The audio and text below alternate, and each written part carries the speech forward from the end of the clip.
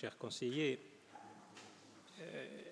vous avez eu raison de contextualiser ce budget supplémentaire, parce qu'on est quand même dans une période de grande incertitude, y compris de grande incertitude budgétaire.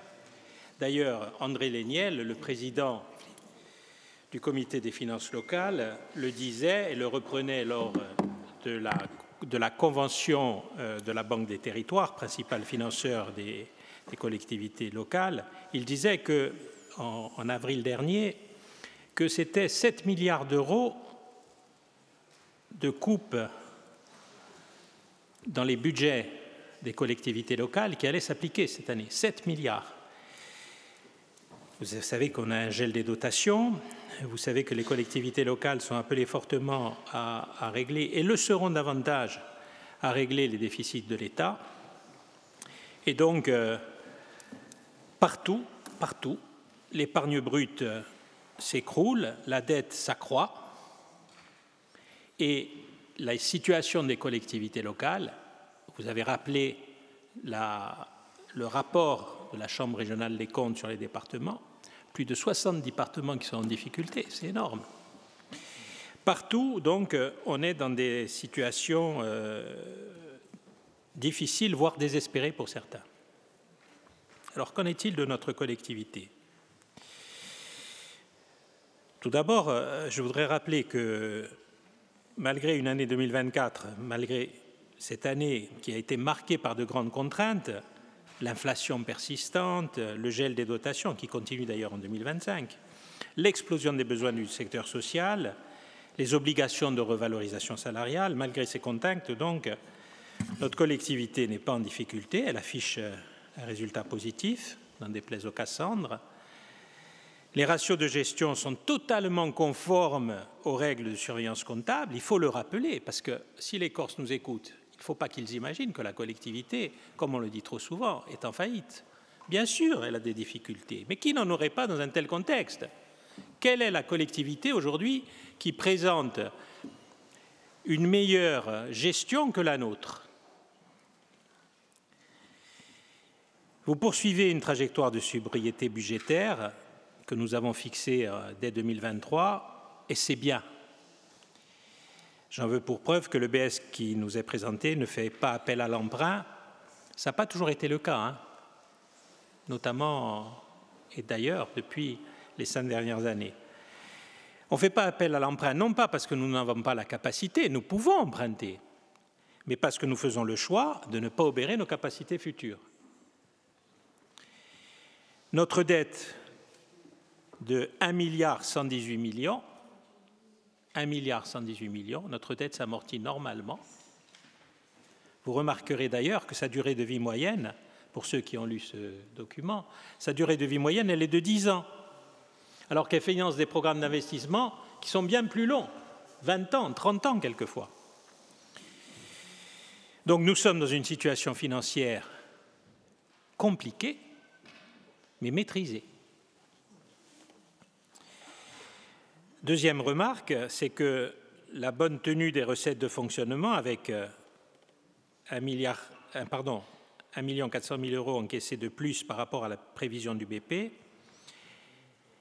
la bonne tenue donc de ces recettes de fonctionnement qui augmentent malgré le gel durable des dotations de l'État, ce n'est pas parce que nous imposons davantage les Corses, parce que la solution d'imposer davantage les habitants d'une région ou d'un département, c'est ce que choisissent l'ensemble des régions et des départements.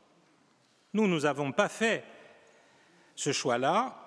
Nos recettes augmentent grâce ou à cause de la fréquentation touristique et donc de la taxe de séjour qui augmente. Nos recettes augmentent, nos recettes sectorielles augmentent, et vous l'avez dit, vous l'avez tous dit, grâce aussi à la pugnacité, au savoir-faire juridique, au travail effectué par les services, et notamment ceux de l'OTC, qui n'ont pas lâché et qui ont permis de récupérer ce que la feu SNCM nous devait. Le travail auprès du liquidateur a été difficile et long. Il aboutit. En ce qui concerne les dépenses, ces dépenses de fonctionnement, le conseiller l'a dit, 40% vont au social et à la santé. 40%. Les besoins sont constants. notre île s'appauvrit. On se tourne vers la collectivité pour sauver des emplois, pour venir combler le déficit de certaines entreprises ou de certaines collectivités. 2 millions d'euros vont à l'enseignement et 800 000 euros de plus sont affectés à la culture en dépenses de fonctionnement. Je note un point de détail. C'est un point de détail comptable, mais c'est un point de gestion essentiel que personne n'a soulevé. Moins de 10 000 euros, c'est rien, c'est 10 000 euros, mais c'est en moins, sont économisés sur les prévisions budgétaires de la masse salariale. C'est important. Ça prouve aussi la reprise en main essentielle de la gestion de la masse salariale et de l'organisation de la collectivité. Enfin, remarquons, le conseiller y a insisté, qu'avec 11 millions d'euros supplémentaires, les investissements continuent à être soutenus fortement. J'insiste sur ce point parce que la majorité des régions ont rogné leur part d'investissement lors du BS. Toutes. Un exemple, notre voisin, la région Sud, qui a plus de 3 milliards d'euros de budget. Vous savez combien ils ont inscrit lors du BS à la section d'investissement? 10 millions. Autant que nous, avec un budget 3 fois supérieur. Alors, conformément à la constante de nos politiques, 60% de cet investissement va vers l'aménagement du territoire et notamment vers les petites communes rurales. Il y a un effort supplémentaire et indispensable fait envers les agriculteurs et notamment les maraîchers de Cazinques.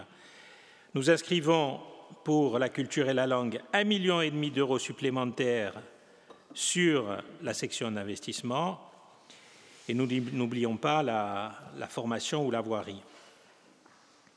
Enfin, vous l'avez remarqué, nous améliorons une fois de plus la gestion de nos autorisations de programme avec une diminution de 10% supplémentaire des AP.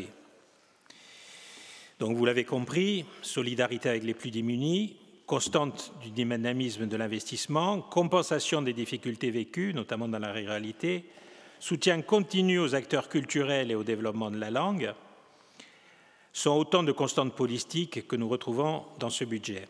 Alors, le budget intervient à un moment, ce budget supplémentaire intervient à un moment où nous avons un moment tout à fait régulier. Nous avons voté notre BP, nous avons voté notre compte administratif. Nous traduisons les résultats de notre compte administratif dans ce budget supplémentaire. C'est bien la rigueur de la gestion qui est mise en œuvre. C'est bien la poursuite des investissements fondamentaux qui est continue. Et je pense vraiment qu'il ne faut pas changer de méthode. Il faut bien sûr changer de système. Il faut que les recettes de la collectivité de Corse soient à la hauteur de ses ambitions. Et ça, nous le redisons, c'est le processus qui est en cours, qui devrait pouvoir y répondre. Je vous remercie pour votre attention.